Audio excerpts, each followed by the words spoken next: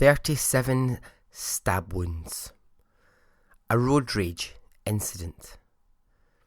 A family left devastated and a nation left in shock. But what really happened?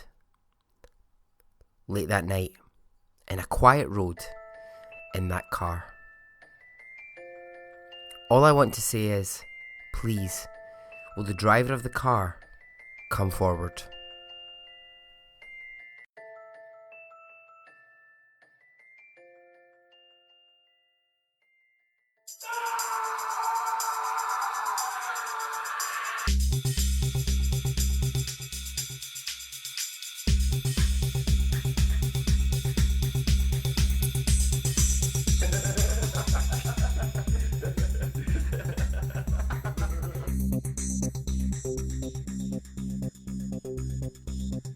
Hi, hello, welcome. You're listening to Extraordinary Stories podcast with me, Barry Henderson. This is episode 7, I think we're on now.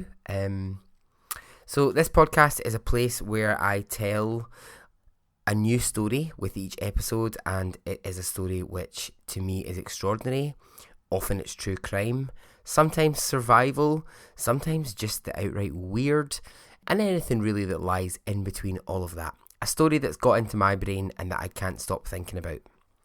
So I'll just say a quick shout out to all those people who have followed me on Instagram and Twitter and are on the Facebook page. Thanks very much. It's really nice to know that there's people out there who are enjoying the show and who are looking forward to new episodes.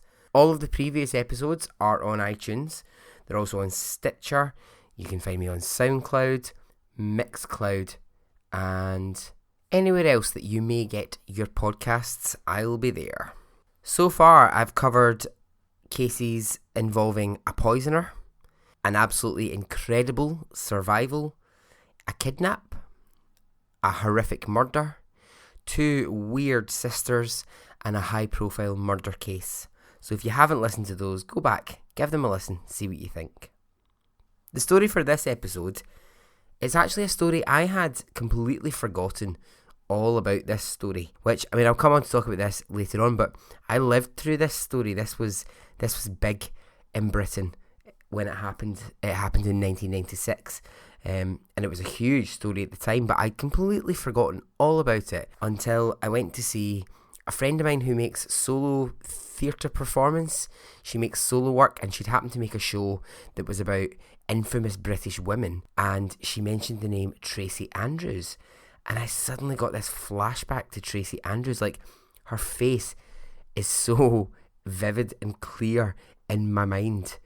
And Tracy Andrews is the subject of this particular episode. So the story takes place in Birmingham, and that's in England. It's the most populated city outside of London. If you ever get the chance, and you're ever over here or you're around that way, go to Birmingham. It is absolutely lovely. It's a really vibrant, a really exciting city to go to. Obviously, if you're coming to the UK, I'm going to say come to Glasgow because that's where I'm from. But, you know, give Birmingham a go if you're ever in England and feel like visiting somewhere that's not London. Okay, let's go. So, December 1996. Maureen and Lee Harvey are awakened in the night when a car pulls up outside their house. Maureen hears the car and she assumes that it's her son Lee. Her first thought is, oh fucking hell, here we go again. Now what that means is, it means that Lee has had yet another argument with his girlfriend and has decided to come home and stay with his parents. So Lee no longer lives with his parents. He's living with his, I said girlfriend, but actually it's fiancée. And they're known to argue. They're known to fight. And it's a very regular occurrence that Lee will return home back to his parents when an argument happens between them. However, the car outside, it wasn't Lee's car. It was a police car. Police knocked on the door and they told Lee's parents that both Lee and fiancée Tracy had been attacked whilst they'd driven home from the local pub. Now you can tell this is 1996 straight away, because the laws now in Britain are so strict about driving home from a pub. Like, I don't really think anyone does that anymore. It's a good thing. It's a really good thing. But yeah, in Britain, it's pretty much illegal to drive with any alcohol in your system. So that's how we know we're in 1996 with this story. Right, let's talk a little bit about Lee and Tracy. Lee and Tracy met in a club in Birmingham in 1994. They became immediately attracted to each other. Now, both quite glamorous is how they get described. And glamorous for a man just doesn't really feel right for me, but I kind of know what they're getting at. When you look at images of Lee, he is always wearing the sort of best of clothes. He's wearing like lovely white shirts and really nice trousers. I think he used to wear like a chain around his neck. He had some earrings. He was tanned. His hair was lovely. You know, they were a good looking couple. Tracy was a very vibrant blonde colour. She was really attractive. She was 26 and she was a barmaid. He was 24 and he was a bus conductor.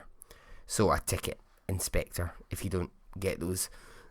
Where you are a bus conductor is just someone who comes around and checks your tickets. You don't get these now. Well, you certainly don't get them in Scotland. I'm not sure if you do elsewhere. They fell madly in love. Tracy quickly became part of Lee's family, and Lee's family really liked Tracy. Lee's mother, Maureen, sensed that perhaps Tracy was a little bit insecure, and before long, Tracy confided that this was because at 8 years old, her father had got up and left the family, and that she had just never gotten over this. Even as an adult, she had never recovered from the fact that at 8 years old, her father had walked out. Now, Lee and Tracy's relationship, it was volatile. They would often argue, they would split up, leave each other, and then get straight back together.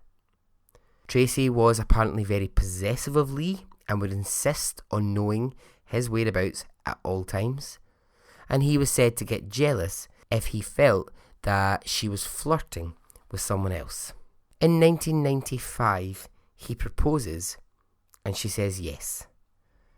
But this didn't change how volatile their relationship was. So for the first year of being engaged, they were on and they were off. So they would have a month, fairly quiet, fairly happy, and then all of a sudden, big argument would break out between them, and that would be it. The engagement was off. 2-3 days later, the engagement was back on. So this was their pattern. This was how their relationship was. Tracy then announces that she's pregnant, but they have a huge argument. Not about the pregnancy, just about something else. They have a massive, massive argument while she's pregnant, and he ends up back in his parents' house. But before long, they end up back together, and it's because Tracy calls him while he's living with his parents, and she says, "I've fallen down the stairs and I've had a miscarriage."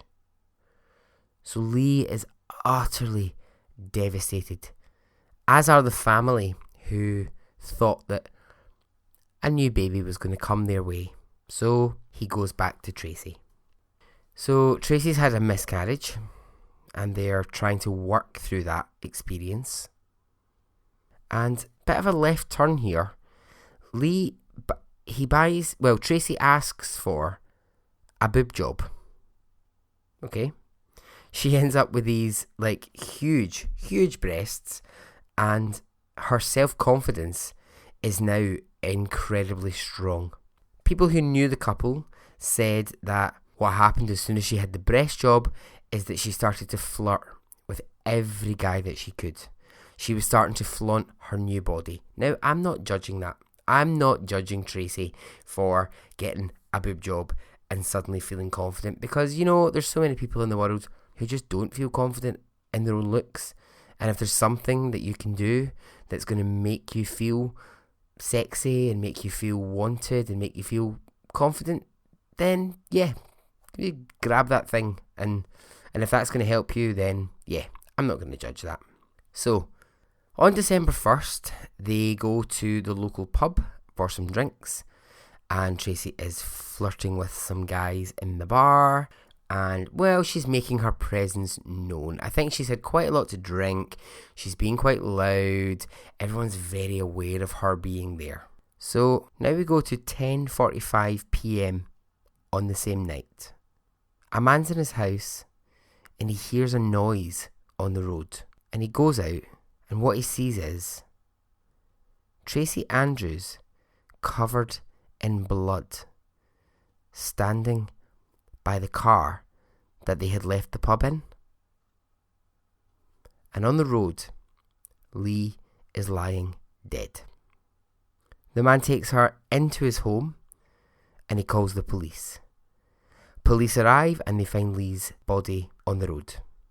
Tracy was inside the cottage with a black eye, bruises, she's covered in blood. And when she's asked by police what happened, she says they had been driving home on a quiet dark road around 10:45 p.m. when another car appears. It had followed them from the pub and it attempted to cut in front of the car with Tracy and Lee in it. After a while, the two cars stopped and Lee apparently jumped out of the car to confront the other driver. Tracy says that she jumped out also to help, but that she was knocked to the ground. This ends in a road rage incident and Lee is stabbed to death. Tracy says that she held Lee's head in her lap while he died. She's immediately taken to hospital and treated for her injuries. So in this madness and in this confusion, Lee's dad, when the police knock comes at the door, asks a very important question. Why would someone stab Lee to death and leave a witness alive? That's a great question, straight away. That, I would almost like to think I would never, hopefully ever be in that situation. But I would almost like to think I would question the same thing. Why would a driver who was angry about cutting someone up on the road or involved in road rage, why would they get out of the car, kill one of the people in that car and leave the other one there who had witnessed the whole entire thing? So Detective Brian Russell takes a statement from Tracy in the hospital the following morning. He says, normally the first statement you take from a situation like this, you don't hope for much. The person is normally quite shaken, they're in shock, and you can end up with quite incoherent information. Tracy, however, was very composed. So Detective Russell decides that, he will take her statement because she's really calm. She gives him the following list of information. Soon after they left the pub, Lee was looking in his car mirror and he started swearing. She says it was a dark coloured Ford Sierra that was following them. She says the car was driving extremely close to her and Lee. She says the passenger was a fat man with staring eyes and he was the one who stabbed Lee. So now the car and the man, that's fat man with staring eyes, are being searched for. But there's no witnesses, there's no car, there's no man, and there's no weapon. None of these things are found. So, very, very quickly, this story hits the media. And police decide it would be a really good tack to get Tracy to appeal on live TV. Again, going back to the detective who interviewed her in the hospital straight after it, he says in all of his career, he's never thought it was a particularly good idea to put a victim, to put someone who had witnessed such a hellish, horrible crime on live TV. But that Tracy was just so calm and just so composed that he felt this would be the right way to catch the killer. So just before they have the conference, The same detective that I just mentioned, Detective Russell, he takes Tracy out in his car to retrace the route from that evening, and he gets her to talk through the chase in as much detail as she possibly can, so that they can hope to find the car, the man, the weapon. Now, this was 1996, so I would have been 16 years old at this time, and I remember this case so vividly. The media were obsessed with this story. It was big, big, big in the UK. The headlines at the time were road rage murder. These were, you just were seeing this everywhere that you went. Tracy Andrews' face became incredibly recognisable. Even now, even like, I was talking to a friend of mine the other day and I was saying, oh, I'm going to look at the Tracy Andrews case. And he was like, oh yeah, blonde woman with the bruises on her face. Yeah, I remember it, the road rage. It's burned into your memory because for so long, all you were seeing was Tracy Andrews' face on the news, in the newspapers, because it just became, it just really became this story that people were fascinated by. People were so interested that a helpless young 25-year-old man had been killed in a road rage incident in a fairly quiet bit of Birmingham. It's not like he was in the city centre of Birmingham. It's not like, not that I'm saying that's okay, but you know what I mean. Like, he was in a wee quiet country lane in Birmingham and was viciously stabbed 37 times. So yeah, so it became huge. I will put pictures of Tracy on Instagram. So the press conference arrives. You can find this online if you want to see it. She appears and she has stitches on her face. She has a bruise over her eye. She looks broken. And she sits in this press conference with Lee's mum and Lee's dad, and she's holding the hand of Lee's mum. It's so vivid for me, this moment. And when you look at the press conference and you look at any of the later footage, they'll always zoom in on this, because Lee's mum is like, she's doing that thing where like you rub the thumb over her hand, like, I'm supporting you, I'm really behind you, they're trying to present like a united front about, we just want to find Lee's killer. And she's tearful and she's angry. She's saying that it's ruined her life, and she begs anyone with any information to come forward. Within 24 hours, police are flooded with calls. People say they've seen the car, they've seen the man, but they follow up all these leads and nothing actually comes of it. So Detective Russell, he goes back to visit Tracy again. Now, it's just a well-being visit at this point. She's obviously important to police. She's the key witness in this situation. And police at this point are aware that if they're to actually find who killed Lee, they're going to need to keep Tracy on side. That's going to have to be a developing relationship. They're going to have to work with her. So he arrives at her house and he knocks on the door and he can't get an answer. This is only a few days after this incident has happened. So the incident's happened, she's done the press conference, and now he can't get an answer at her front door. So he tries again. And then he gets a sense that something's wrong. So he goes inside, he breaks the door, and he finds her lying in an unconscious state. She'd taken an overdose. So she's immediately rushed to hospital.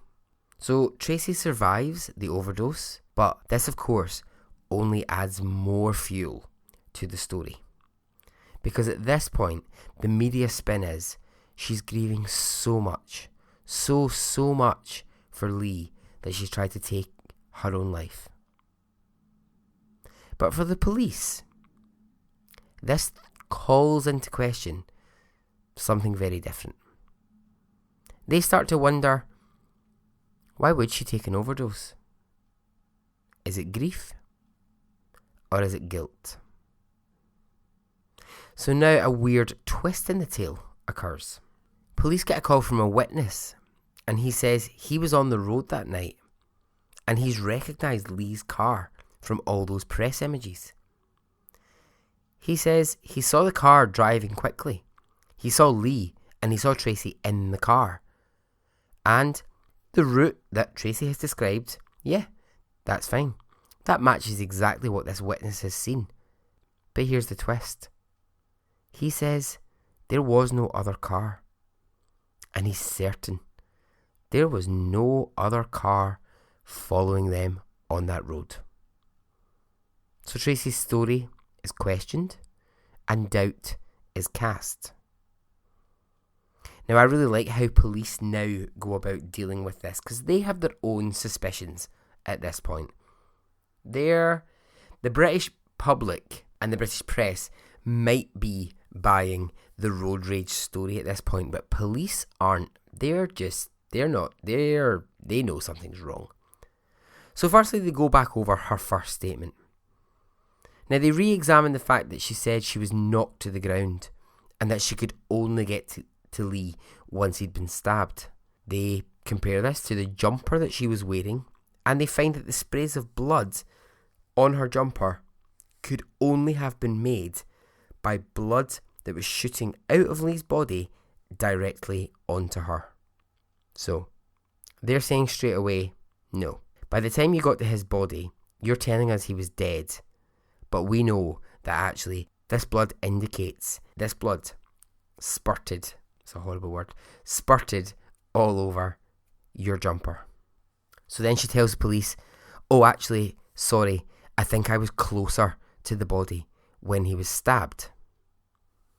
So a change of story. Now, the picture is becoming clear enough for police to now arrest Tracy. She's gone from star witness to number one suspect very quickly. But where was the weapon? Where was the weapon? Stab wounds and puncture wounds were found on Lee's body, and police determined the stabbing had to have happened with a Swiss Army knife. But they can't find it. Police have a hard time in their first interview after the arrest because Tracy has 2 solicitors and 2 defence lawyers present in the room. And when detectives are trying to ask her questions about the events of that evening, they're constantly interrupted as they try to interview her. Tracy doesn't say very much to the police at this point, and her story never wavers. Her story does not change. She tells the same story that she has told from day one. In the room, one of the detectives, in a casual, throwaway comment, says something that really hits a nerve with Tracy. He says, "This isn't going to go away, Tracy." At the moment he says it, maybe it was the tone he said it in, I don't know, maybe the words, maybe the tone. She buries her head, she starts to cry, and moments later she says, "Can I speak to my lawyers alone?" So they chat for 45 minutes. Detectives come back into the room, and the lawyers say Tracy has a statement. But it's not the one they want. She says, "I'm sticking to my story." So the case goes to court. Birmingham Crown Court. Again, the buzz at this time in the media and people talking about this was just insane. Because we'd all lived through going, oh, that's terrible, terrible experience that poor woman has been through. She's had to watch her fiancé be stabbed to death 37 times and now she's number one suspect. It was just mental. Yeah, that was crazy. I just remember everyone talking about it at the time. So the prosecution lead with Lee died from rage. Yes. But it wasn't road rage. It was Tracy's rage. We get reminded of the facts in court. 37 stab wounds. Pathologists describe it as frenzied. Neighbours and friends and those who knew them from the local pub come forward and they testify about the arguments that Tracy and Lee would have and about the anger that lives within Tracy, the anger that they've actually witnessed up close, and how vicious the fights between her and Lee could be.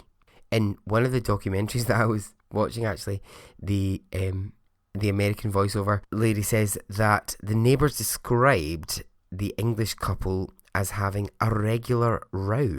Now, I just found that really strange, because I was like, this is a term that doesn't exist. I don't think I've ever heard the term regular row at all. But yeah, okay. I mean, it's maybe not a term that we use all the time, but it is a term that kind of sums up essentially what people in court were trying to say about the two of them. Now, on the day that this all happened, apparently they had argued all day. They had gone to the pub, and this had only escalated the row. But in court, one thing keeps coming up. Where is the weapon? It comes up again and again. The theory put forward is that she got rid of it in the hospital. When something is taken out to toxic waste, you'll never see it again. The idea is that Tracy smuggled it in her boot. Inside her boot, they found an odd blood pattern, which fitted that of a Swiss Army knife, which is fucking unbelievable. It means that she sat with police, nurses, her own family, Lee's family, and she had the murder weapon on her the whole time. That's mental. Fucking mental.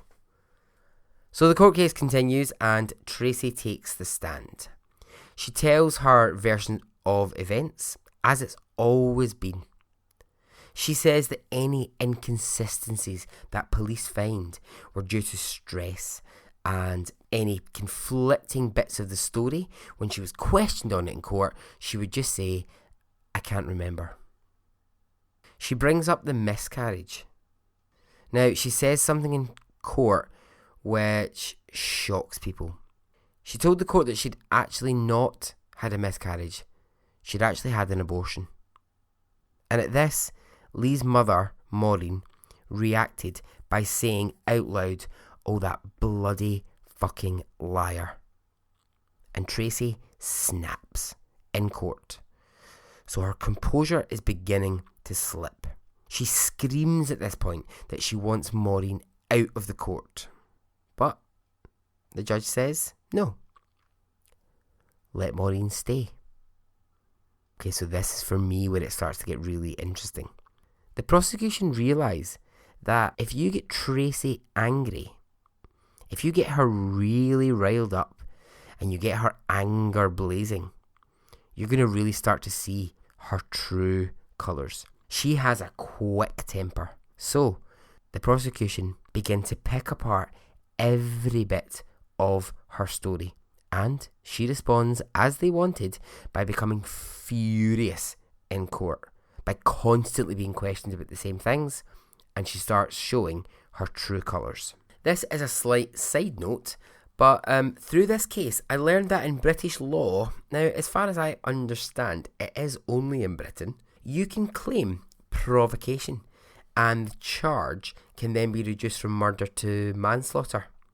So Tracy could have done this. This was an option for Tracy, but she didn't. She absolutely stuck to the road rage story. So she had the chance to say in that moment, yes, he provoked me in the car. Yes, we had an argument. He said this, I said this, and I lashed out. I grabbed the nearest thing I could find and I stabbed him. But no, she decided she was going to stick to the story that what did you call him? Fat balding man with angry eyes had killed Lee. The jury retires. So there's no clear answer here really on how the jury is going to go. Now I know I've presented this in a way that we can all guess, we know what's happened, but this is a real moment of anticipation because she has stuck to her story all of the time. And when you're not changing your story throughout a case like that, it does throw doubt on things. It does make you question, why would you stick to it? You have a bit of an out here. You could possibly come away with a lesser sentence. Why are you sticking to it? So, yeah, real anticipation. No one knows how the jury is going to go. But the verdict? Guilty. She's found guilty and there is no reaction in court from Tracy. She's given life in prison by the judge. But what happens next? So we skip forward a couple of years. Tracy's in prison.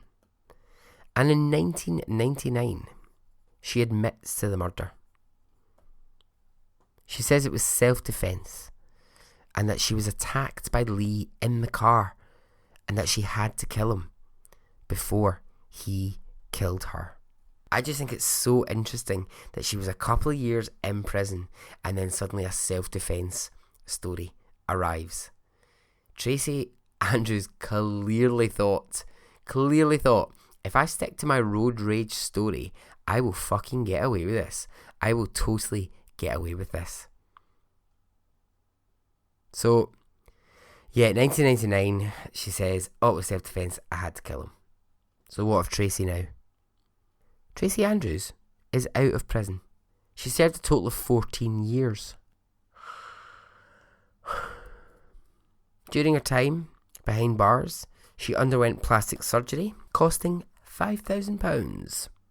She was given a complete makeover, and she was taken on shopping trips to help her integrate back into society. Good for fucking her. Yeah, when I give you £5,000 worth of fucking surgery after you murdered somebody. She looks totally dramatically different now. She still occasionally appears in the press. You still see various stories about her because, there's journalists out there who are interested in what she's doing now. She's got black hair. You would never recognise her to really look like the same woman. She's no longer called Tracy Andrews. She's called Tia Carter. Andrews, who she has absolutely no remorse for the death of Lee Harvey.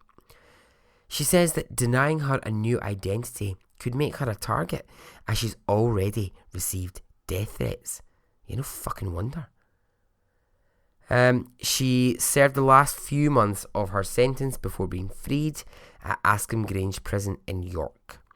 Before her release, she told fellow inmates, "These bastards have hung me out to dry." While she was in prison, she was involved with a fellow prisoner with whom she had an 18-month relationship. And when the fellow inmate was asked to describe Tracy, she said, "She's a psycho.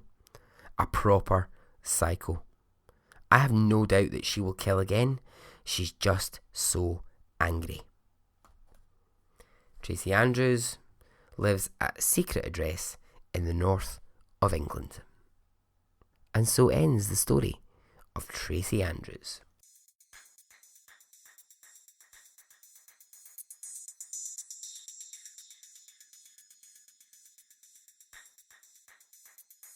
Okay, so what do I find interesting about this story?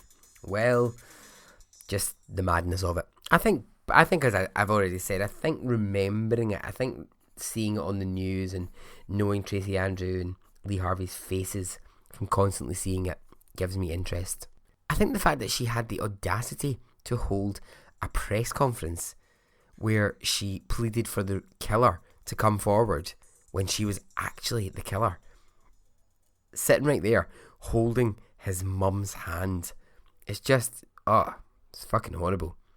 The jail sentence, I cannot believe she served such a short sentence. I mean, she stabbed a man 37 times and it was so short, and she got £5,000 worth of fucking reconstructive surgery out of it.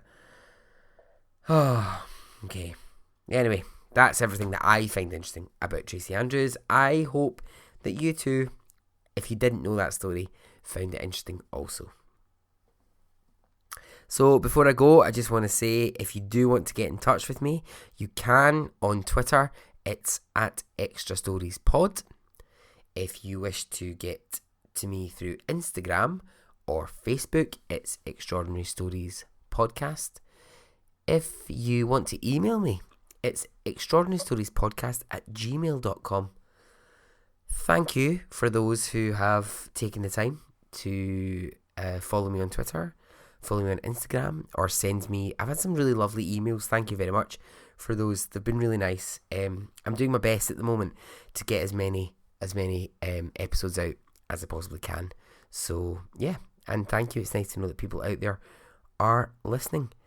And as I always say, if you know a story that's worth sharing, let me know. Okay? Goodbye.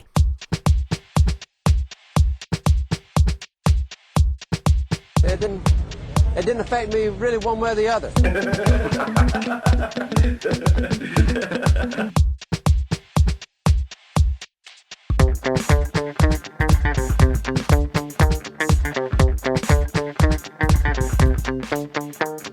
I would imagine from the look on his face, let's get it on, let's do it, let's get it over.